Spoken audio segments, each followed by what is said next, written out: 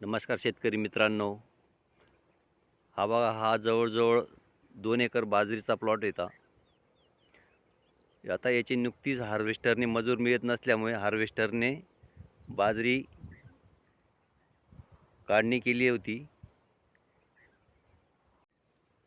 याचे जितके फायदे हार्वेस्टरचे तितके नुकसानही आहे. हा फक्त हार्वेस्टरने मका काढण्यासाठी एकदम उपयुक्त आहे. पण पडलेल्या ज्वारी असो बाजरी असो तर भयंकर नुकसान होतं. हे बघू शकता तुम्ही हार्वेस्टरने कसे बाजरीचे कंस सोडलेले.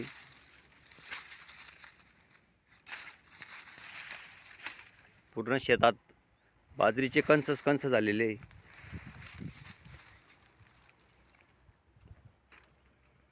हे बघा किती नुकसान झालेली बाजरीची. हार्वेस्टरचे फायदे जितके तितके तोटे पण आहेत. हे बघा,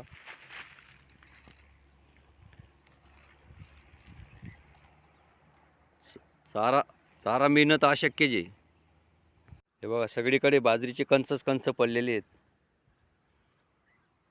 आता 2 एकरच्या प्लॉटमध्ये जवळजवळ 5 ते 6 क्विंटल बाजरी निघणार आहे. कंस जमा करून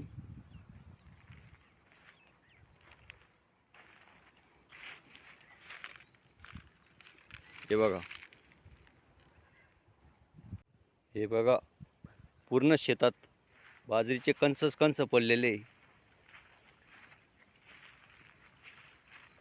कुठेच सुटत नाही जागा, पण जिथं कंसे नाही आहेत.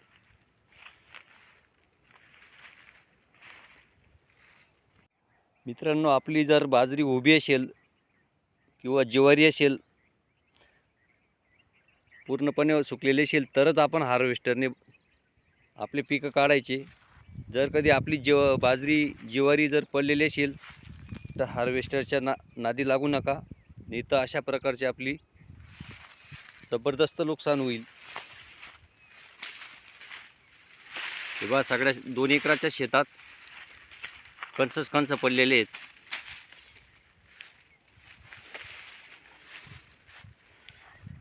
हे बघा,